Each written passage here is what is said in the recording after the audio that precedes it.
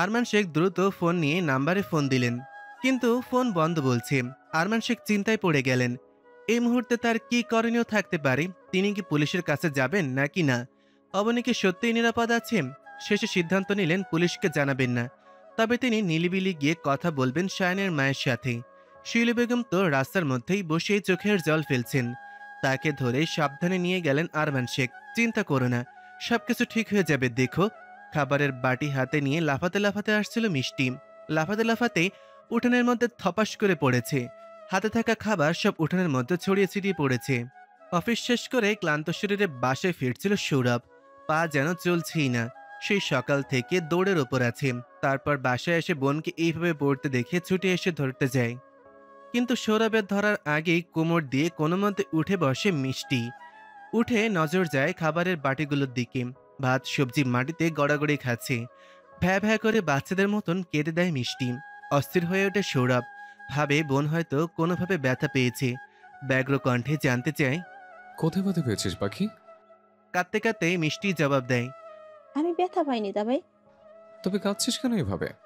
আ আ আসলে মা এই খাবার নতুন মেহমানের জন্য দিয়েছিল।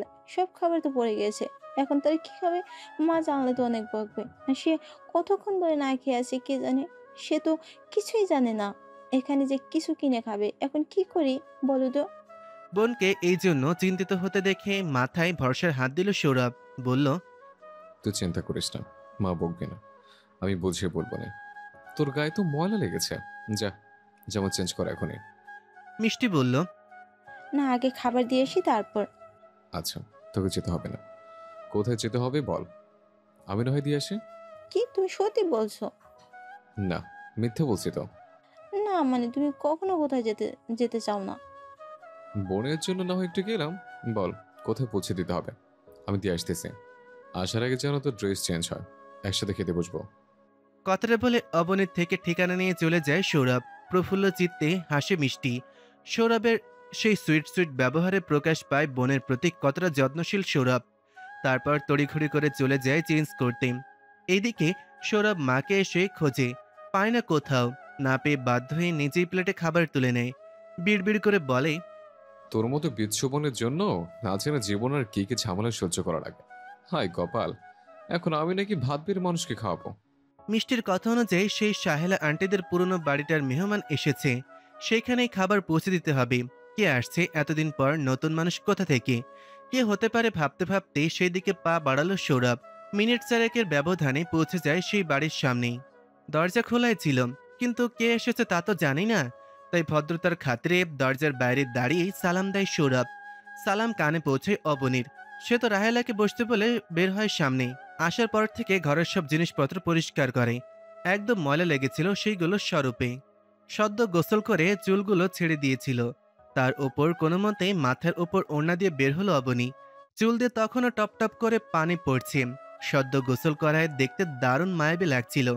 ঘরের ভেতর থেকে এরকম মায়াবী চেহারা দেখে ক্ষণিকের জন্য সেদিকে তাকিয়েছিল সৌরভ। তারপর অন্যদিকে তাকিয়ে নিজ মনেই বলল, ছি ছি সৌরভ, তুই এইভাবে বেকুলের মতো কোনো মেয়ের দিকে কিভাবে তাকাতে পারিস? এগুলো বকেটে পানা, একদম তাকাবি না। বলে নিচু কণ্ঠে বলল, আসলে আপনি আমাকে চিনবেন না। আপনি তো এখানে নতুন। আমার আম্মু আপনার জন্য খাবার পাঠিয়েছে, খেয়ে নেব।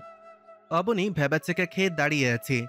চেনে না জানে না, অথচ তার জন্য খাবার নিয়ে এসে দাঁড়িয়েছে।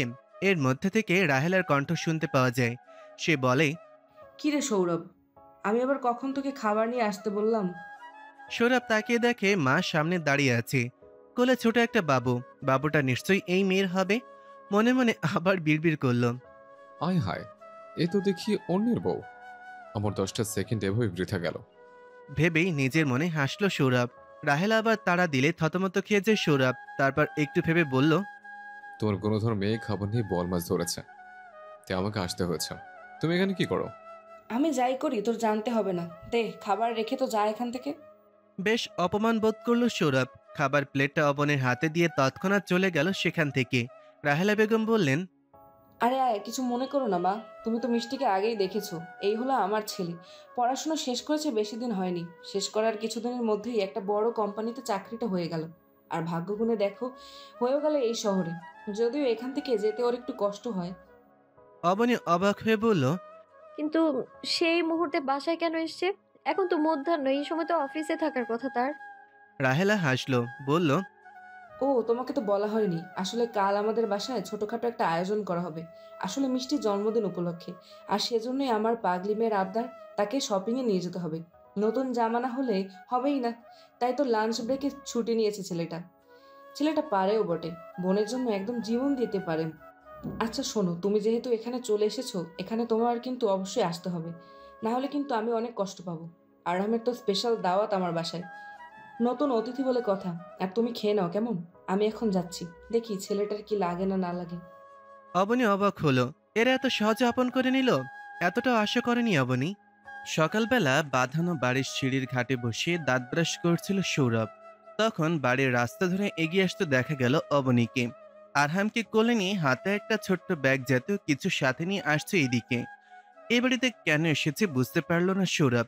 অবনীকে বাড়ির ভেতর আসতে দেখে মাকে ডেকে আনলো বাইরে।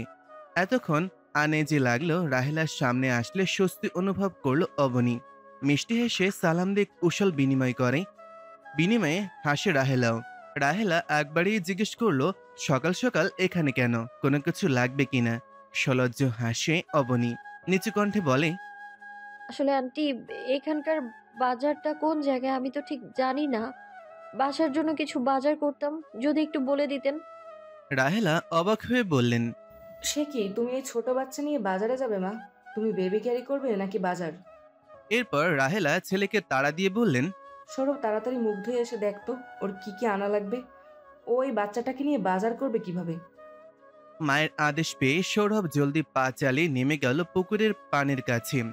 রাহেলা ততক্ষণে অবনীকে হাত ধরে ঘরের ভেতরে নিয়ে চলে গেছে। ঘরে ঢুকে অবনী মিষ্টিকে দেখতে পেল। মিষ্টি ঘর সাজাচ্ছিল, তেমন আহামরি কিছু না, টুকটাক একটু সাজাচ্ছিল। অবনী মিষ্টিকে জন্মদিনের শুভেচ্ছা জানালো, তারপর জিজ্ঞেস করলো বাইরের গেস্ট আসবে কিনা। মিষ্টি জানালো বাইরের কেউই নেই, ওর কিছু ফ্রেন্ড আর কাজিনদের ইনভাইট করা হয়েছে। কথায় কথায় মিষ্টি জিজ্ঞেস করলো, হাতে শপিং ব্যাগ কেন, কি নিয়ে এসেছো আপু? অবনী মাথা চুলকে বলল। আসলে বাজার করার জন্য এনেছি। অবনীর জবাবে খিলখিল করে হেসে উঠল মিষ্টি। মিষ্টি হাসতে হাসতেই বলল, বিশ্বাস করো আপু, আমি প্রথম কখনো দেখেছি এই ব্যাগ নিয়ে কাঁচা বাজার আনতে যায়। তখনই ঘরে ঢুকছিল সৌরভ। মিষ্টিকে বলল, এইভাবে দাঁত বের করে হাসার কি হলো? শোন, শপিং কিন্তু একটা ইংরেজি শব্দ। এর অর্থ হচ্ছে কেনাকাটা করা। আর বাজারও তো মানুষ কেনাকাটাই করে, কাঁচা বাজার কিনে, কিন্তু ওটাও কেনাকাটার মধ্যেই পড়ে। তো এইভাবে দাঁত খেলিয়ে হাসিস না। ভাইয়ের কথায় মুখ ভেঙচি দিয়ে অবনী সামনে এগিয়ে গিয়ে আরহামকে কোলে তুলে নিল। অবনী একটু লজ্জা পেল যেন, ফিসফিস করে মিষ্টিকে জিজ্ঞেস করলো। মিষ্টি, তোমাদের বাসা থেকে একটা বাজারের ব্যাগ দিও তো। সৌরভ তৈরি হয়ে বের হলে বাজারের লিস্ট চায় অবনীর কাছে। অবনী জিজ্ঞেস করে, আপনি একাই যাবেন?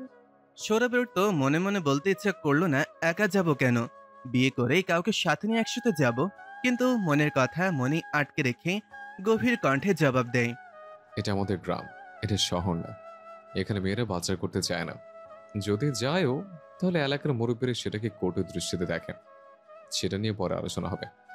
সেটা নিয়ে পরে আলোচনা হয় চায়ের দোকানে, রাস্তার মোড়ে। আর আপনি হলেন অতিথি মানুষ, আপনি কেন বাজারে যাবেন? দমে গেল অবনী। মিনমিন করে বলল, আমি তো এখানে অনেক দিন থাকতে এসেছি, তবে প্রতিদিন কি বাজার আপনি করে দিবেন? কথাটা স্পষ্ট শুনল সৌরভ। ও বিড়বিড় করে বলল, প্রথম এক নজর দেখায় মন চেয়েছিল আপনার সারা জীবনের সব দায়িত্ব নেই, কিন্তু সিট তো আগেই বুকিং হয়ে গিয়েছে। কথাটা আর পৌঁছল না অবনীর কানে। সৌরভ ঘর ছেড়ে বেরিয়ে গেল। মিষ্টি তখন আরহামকে নিয়ে বসে আছে। অবনী গিয়ে মিষ্টির কোলে ফেলে রাখা অর্ধেক কাজ করতে লাগলো। মিষ্টি বারণ করলো, শুনল না। মিষ্টি মনে মনে ভাবলো, প্রতিবেশীদের সাথে বিরূপ মনোভাব না রেখে এভাবেও তো সুন্দর একটা সম্পর্ক রাখা যায়। একে অপরকে সহযোগিতা করা, তাতে খুব বেশি ক্ষতি হয় না। কিন্তু আমাদের বর্তমান সমাজটা যেন কেমন বিগড়ে যাচ্ছে। প্রতিবেশীদের সাথে এখন আর সেই আগের দিনগুলোর মতন ভালো সম্পর্ক গড়ে ওঠে না। যাও টুকটাক কথাবার্তা হয়, তাও সবই প্রতিযোগিতা নিয়ে। কার বাচ্চা ভালো রেজাল্ট করলো, কে করলো না, তা নিয়ে খোঁচা দিয়ে কথা বলা। আবার কি কি ফার্নিচার কিনলো, কি গহনা বানালো, কে শাড়ি কিনলো, এইসব নিয়ে প্রতিযোগিতা। বিকেল গড়িয়ে সন্ধ্যা নেমেছে ধরণীতে। রাহেলা বারবার করে বলে দিয়েছে ওই বাসায় যেতে, কিন্তু বার্থডে পার্টিতে উপহার ছাড়া যাওয়াটা বেমানান। কিন্তু এই মুহূর্তে অবনীর কাছে দেওয়ার মতন কি আছে? ভাবনায় পড়ল অবনী। হুট করে মাথায় আসলো সেদিন বাবার বাসা থেকে আসার সময় বাবার দেওয়া একটা মূল্যবান উপহার ড্রেসিং টেবিল থেকে নিয়ে এসেছিল। যদিও স্মৃতি হিসেবে রাখতে এসেছিল, কিন্তু এই মুহূর্তে এটা কাজে লাগানো যাবে ভেবেই ব্যাগের কাছে গেল অবনী। প্রথমে হাত দেওয়ায় খুঁজে পেল না, পরে একটু গভীরভাবে হাত দিয়ে খুঁজে বের করে আনলো শক্ত কিছু। অবনী সেটাকে টেনে টুনে ওপরে তুলল। ওপরে ওঠাতে অবাক হয়ে গেল অবনী। এটা তো একটা ডায়েরি, লক সিস্টেম, কারো পার্সোনাল ডায়েরি হবে হয়তো, কিন্তু ওর ব্যাগে কি করে এলো? এটা তো ওর বা শায়নের কারো না। তবে ওপরে একটা কাগজ, আবারও কিছু একটা আঠা দিয়ে লাগানো রয়েছে, ছোট ছোট অক্ষরে লেখা, চাবি ভেতরেই আছে, পরে আবার লক করে রাখবে আশা করি। অবাক হলো অবনী। আরেকটু খুঁজতেই দেখা মিলল সেই উপহারটার, যেটা পাওয়ার পরও আরো কিছু পাওয়ার আশা ব্যাগের মধ্যেই হাত ঢোকালো। খানিক বাদে পেয়ে গেল চাবিটা। অবনের মন চাইল তখনই ডায়েরিটা খুলে পড়তে, কিন্তু এখন সন্ধ্যা হয়ে গেছে। রাহেলা আন্টি বারবার করে বলে দিয়েছেন যেন তাড়াতাড়ি একটু আসে। রাহেলা আন্টি ওকে এত আপন করে নিয়েছে, এত হেল্প করছে, তার কথা ফেলা অনুচিত বলেই যেতে রাজি হয়েছে। তাই ও ডায়েরিটা নিয়ে বালিশের নিচে রাখলো। ভাবলো ওই বাসা থেকে এসে তারপর না হয় পড়বে। এরপর গিয়ে মিষ্টি কালারের একটা থ্রি পিস পরলো, চুলটা খোপা করে মাথায় ওড়না তুললো। হঠাৎ মনে হলো মিষ্টির কাজিন আর ফ্রেন্ডরা আসবে। ওরা তো পার্টি উপলক্ষে নিশ্চয়ই সুন্দর করে সাজাবে, কিন্তু এত সুন্দর সাজগোজ অবনী পছন্দ করে না। তাই কি মনে করে আবার চোখে নিচে সুন্দর করে একটু কাজল দিল, ঠোঁটে হালকা কালারের লিপস্টিক। এই দুইটা জিনিস সবসময় ব্যাগেই থাকে, নয়তো এত ঝামেলা হয়তো এই দুটো জিনিস আনাই হতো না। এরপর মনোযোগ দিল আরহামকে তৈরি করাতে। বাঙালি মেয়েদের অনুসরণ করে অবনী ওর কাজলটা দিয়ে কপালে একটা টিপ এঁকে দিল। ছোট্ট আরহাম কি বুঝলো কে জানে, মায়ের মুখের পানে তাকিয়ে একটু হাসলো। হাসলো অবনীও, ছেলের কপালে চুমু খেলো, বের করে বলল আমার কলিজা। অবনী আরহামকে সাজাতে সাজাতে টের পেল কেউ দরজা ধাক্কাচ্ছে। উঠে গিয়ে দরজা খুলল, দেখতে পেল মিষ্টি হাসি মুখে দাঁড়িয়ে আছে। একটা বেবি পিঙ্ক কালারের গাউন পরেছে, চুলগুলো ছেড়ে দিয়ে মুখে হালকা মেকআপের ছোঁয়া লক্ষ্য করা যাচ্ছে। এই সাজে যেন অপূর্ব লাগছে ওকে। অবনী বলেই ফেলল, তোমায় ভীষণ প্রিটি লাগছে মিষ্টি, মিষ্টিকে মিষ্টি লাগছে একদম। মিষ্টি মুচকি হাসলো, বলল, আপু চলো তাড়াতাড়ি, আম্মু তোমাকে নিয়ে যেতে বলছে। রাতের বেলা একা একা যাবা? আরে এইটুকু পথই তো, একা না হয়ে চলে যেতাম, তুমি একা আসতে গেলে কেন? একাই এসেছি, কি বললো? মানে কে এসেছে সাথে? ভাইয়া এসেছে। অবাক হলো অবনী। সৌরভকে দেখতে ভীষণ গম্ভীর একজন মানুষ মনে হয়, কিন্তু কাল খাবার দেওয়া থেকে যতটুকু মনে হচ্ছে, দেখতে অমন রাগী মনের হলেও ভেতরে ভেতরে ভীষণ নরম মনের একজন মানুষ। অবনী বলল, আচ্ছা ভেতরে আসো, আমি আরহামকে নিয়ে আসি। মিষ্টি ভেতরে উঠল না, তাড়া দিয়ে বলল, ভাইয়া বাইরে দাঁড়িয়েছে, আমি একা আসবো বলে সাথে এসেছে, কিন্তু কোনোভাবে ঘরের ভিতরে ঢুকবে না। তুমি বরং আহরামকে নিয়ে এসো আপু। বেশ খানিকটা সময় ওই বাসায় কেটে গেল। তখন কেক কাটার পালা।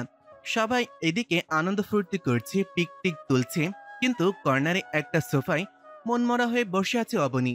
এত আনন্দ যেন তার মন ছুঁয়ে যেতে পারছে না। মিষ্টি ওর বান্ধবীদের সাথে ব্যস্ত তখন। অবনী এখানে আর কাকেই বা চিনি। রাহেলাও তখন মেহমান আপ্যায়নে ব্যস্ত। বিষয়টা কারো নজরে না পড়লেও সৌরভের নজরে পড়ে। সে ভেতরের দিকে চলে গেল মায়ের কাছে। রাহেলা তখন খাবার গরম করায় ব্যস্ত। ছেলেকে দেখে বলে উঠলেন, এই গরমের মধ্যে তুই এখানে কেন এসেছিস? আমতা আমতা করে বলল সৌরভ। মা, একটা কথা বলতাম আর কি। আরে বল না, এত ঢং করার কি আছে? আসলে সায়ন ভাইয়ের বউ যে এসছে, তাহলে সায়ন ভাইয়া কোথায়? সে আসেনি কেন? হাতের কাজ থামালো রাহেলা। ছেলের কৌতূহল দেখে জিজ্ঞেস করলো, তাতে তোরা তো কৌতূহল কেন? না মানে সকালে দেখলাম একা একা বাজার করতে আসছে, এখন আবার একা একা মনমারা হয়ে কর্নারে বসে আছে। সায়ন ভাইয়া থাকলে নিশ্চয়ই তার এখন একা একা ফিল হতো না। দীর্ঘশ্বাস ছাড়লেন রাহেলা। কারো সুখের গল্প করাতেও যেন ভালো লাগে, কিন্তু কারো দুঃখের গল্প বলতে কি আর ভালো লাগে? বুক চিরে দীর্ঘশ্বাস বের হয় শুধু। তবু রাহেলা বলল, আসলে তুই তো শুনেছিলি হয়তো সায়ন একা একা বিয়ে করেছে। তখন অবনীর বাবা মায়ের মত ছিল না, কিন্তু এখন নাকি আবার একটা বিয়ে করেছে। তাও কাকে শুনবি? আগ্রহ প্রকাশ পেল সৌরভের কণ্ঠে। রাহেলা বলতে শুরু করলেন, তোরা যখন হাই স্কুলে পড়তি, তখন কাশেম জমাদ্দারের দুই মেয়ে তোদের সাথে স্কুলে পড়তো, মনে আছে? একটা ছিল বড়, সায়নদের সাথে পড়তো, আরেকটা তোদের সাথে পড়তো, লিনা না কি নাম। সায়নরা তো ভার্সিটিতে ওঠার পরেই চলে গেল শহরে। এরপর অবনীর সাথে পরিচয়, ভার্সিটিতে বসে গড়ে ওঠে প্রণয়।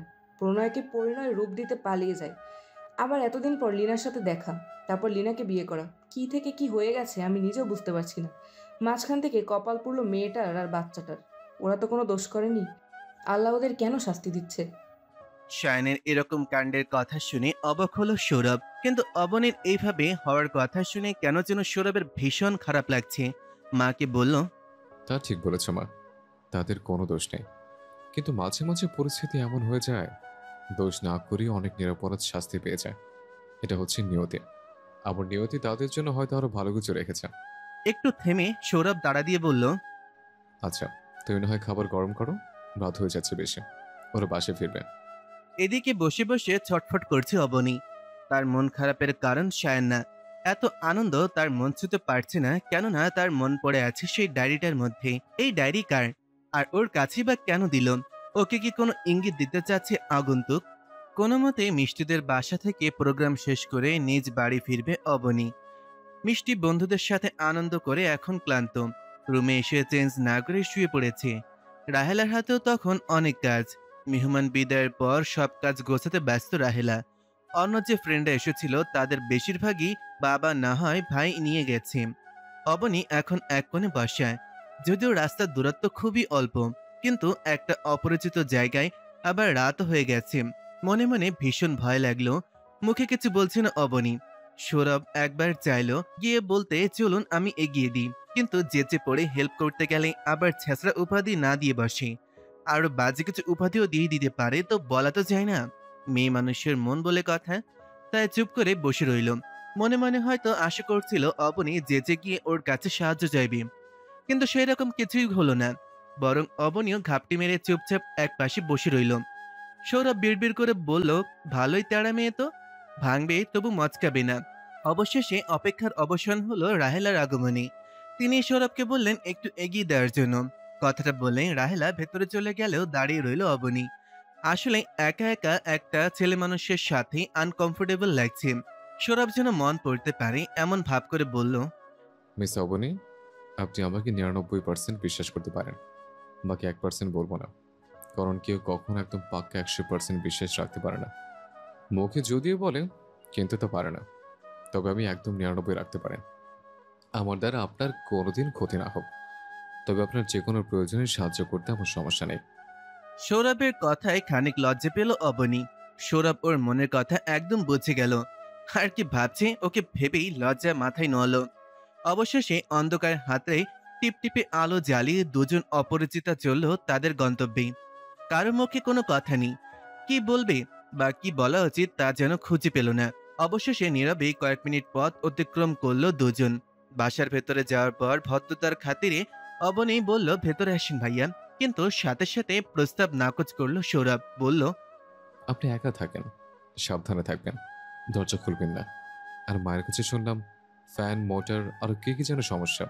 কাল মিস্ত্রিকে বলে দিয়ে যাব, এসে ঠিক করে দেবে। বড় দরজা ভালোভাবে আটকে রাখবেন। কথাটা বলে আর দাঁড়ালো না সৌরভ, কিন্তু এই স্বল্প সময়ের ব্যবহারে যেন মুগ্ধ করলো অবনীকে। কি সুন্দর করে নিজের পাশাপাশি আশেপাশের মানুষও খেয়াল রাখতে হয়, তা যেন সৌরভ খুব ভালোভাবেই আয়ত্ত করেছে। এত কিছু চিন্তা করার সময় নেই এখন হাতে।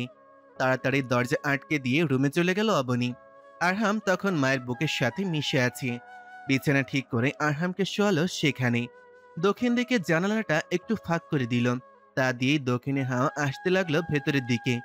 আরহামকে ঠিক করে রেখে তাড়াতাড়ি ড্রেস পাল্টে হাত মুখে পানি দিয়ে আসলো অবনী। এরপর দুইটা মোম আর দেশলাই নিয়ে এসে খাটের পাশে টুল পাতিয়ে বসলো। মনে মনে বলল, এই মোম দিয়েই ডায়েরিটা পড়া শেষ করতে হবে, আর যেন ধৈর্য ধরতে পারছিল না। অবশেষে রাতের ঘুমকে বিদায় জানিয়ে ডায়েরি নিয়ে বসলো অবনী। অবনী জানেও না এর মধ্যে কি তিক্ত সত্য কথা লেখা রয়েছে। ডায়েরিটা চাবি দিয়ে খুলতেই ওপরের পৃষ্ঠায় লিনা নামটা জলজল করছে। চমকালো অবনী। লিনা কেন ওর ডায়েরিটা এখানে রেখেছে ভেবে পেল না অবনী। তাড়াহুড়া করে উল্টাতে লাগলো পৃষ্ঠাগুলো। প্রথম দিকে পৃষ্ঠাগুলো সব ফাঁকা, তারপরও সামনের দিকে উল্টাতে লাগলো পৃষ্ঠা। কয়েক পেজ যেতেই কিছু লেখা নজরে পড়ল। গল্পটির পরবর্তী অংশ আপলোড করা হবে এই চ্যানেলে।